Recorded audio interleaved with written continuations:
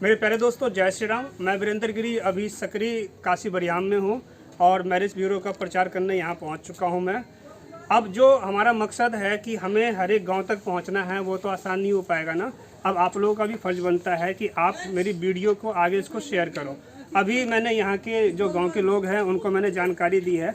एक बार आप जरा दिखाओ जरा कितने लोग अभी खड़े हैं हमारे साथ में। तो अभी फ़िलहाल इतने लोग ही खड़े हैं हमारे साथ में।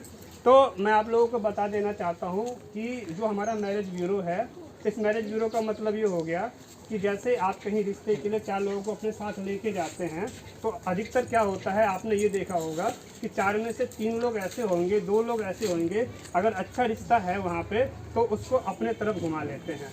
होता है ऐसा? मानते हैं आप? बताइए, होता है या नहीं होता है? हाँ। ऐसा होता है। और आपने ये भी देखा होगा कि क्या होता है कि कहीं पे रिश्ता लगा हुआ है तो उसको भी तुड़वा दिया जाता है।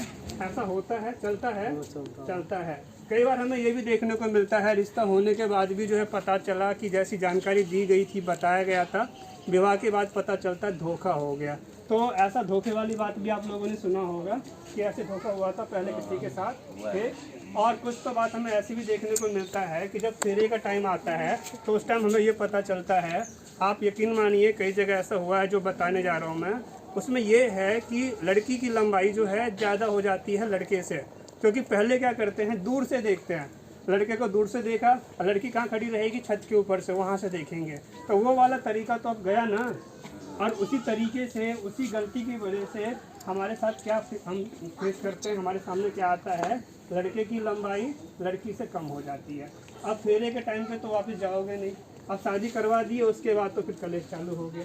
तो इसलिए ज़रूरी है ना कि लंबाई कितनी है, पढ़ाई कितनी है, सर्टिफिकेट चेक करो, जो भी चीज़ें हैं सब चेक कीजिए, ठीक। तो अभी मैं आपको ये बताना चाहता हूँ, सवाल ये आ जाता है कि रिश्ता तो आप लोग खुद भी कर सकते हैं, तो फिर इस मैरिज ब्यूरो की क्या ज़रूरत है, ये आप पूछना चाहेंगे, आप जानना चाहेंगे। मैं बताता हूँ, समझिए।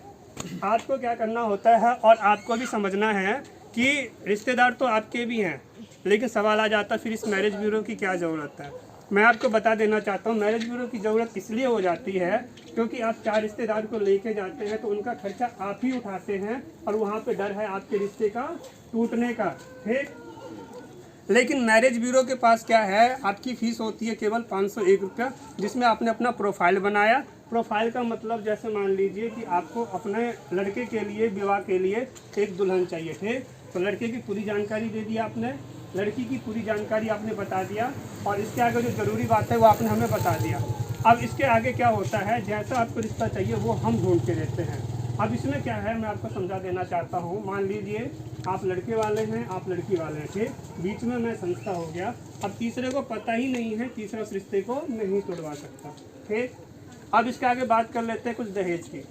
मैं आपको समझा देना चाहता हूँ दहेज का मैटर कैसा होगा कि जब आपके पास मजबूरी आ जाती है, समझिए आपको अपनी लड़की की विवाह करनी है और आपके पास मजबूरी आ गई। मजबूरी का मतलब आपके पास जानकारी कम है।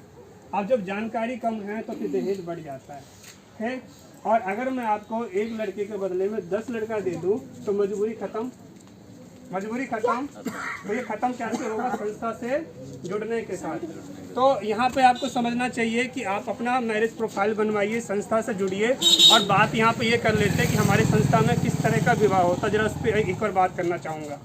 मैं आपको बता देना चाहता हूँ, जो पहली शादी होती है वो तो होना ही है, वो तो हम करेंगे ही।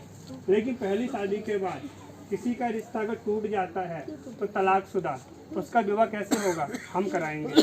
किसी का कोई मर गया, विधवा या विधुर, तो विधवा का विवाह कैसे होगा, विधुर का विवाह कैसे होगा, वो हम कराएंगे। किसी की केवल बेटी बेटी है, बेटा नहीं है, तो उसको एक घर जमाई चाहिए जो बेटा बन के रहे, वो कैसे होगा, ठीक।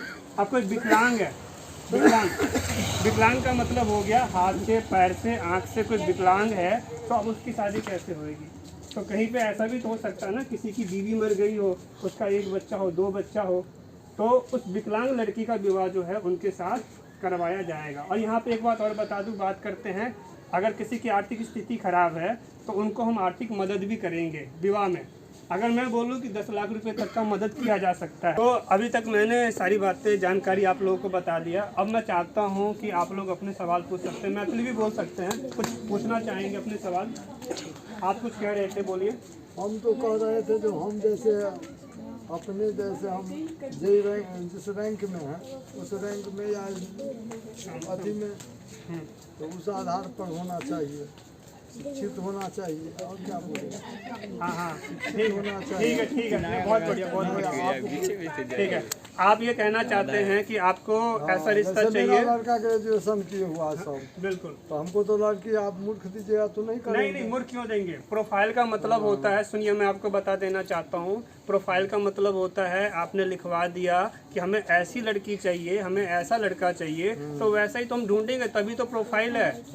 और आपको मैं बता दूं कि रिश्ता ढूंढने के लिए केवल बिहार में ही हमारी जाति या कोई भी जाति हो, बिहार के बाहर भी है, तो गुजरात भी है, यूपी में भी है, राजस्थान में भी है, है। तो अगर यहाँ नहीं होता तो आगे तक चलेंगे। हाँ, प्रोफाइल बढ़ेगा ना, वो तो प्रोफाइल होगा। जाएगा ना, तो आपको जवाब मिल गया। ठीक, आपको अच्छा लगा तभी हाँ बोलिए। आपका कोई सवाल कुछ और पूछिए ना, अपने अपने सवाल पूछ लीजिए। कुछ नहीं, कुछ बचा ही नहीं, कुछ बचा। अच्छा, एक बात मैं और बता देना चाहता हूँ, जिनका विवाह हमारी संस्था से होगा तो उसके बाद उसका कोर्ट का पेपर भी हम बनवाएंगे। ठीक, आप कोर्ट का पेपर बनेगा तो आप मुझसे बात कर सकते हैं। Thanks for watching. जय श्री राम।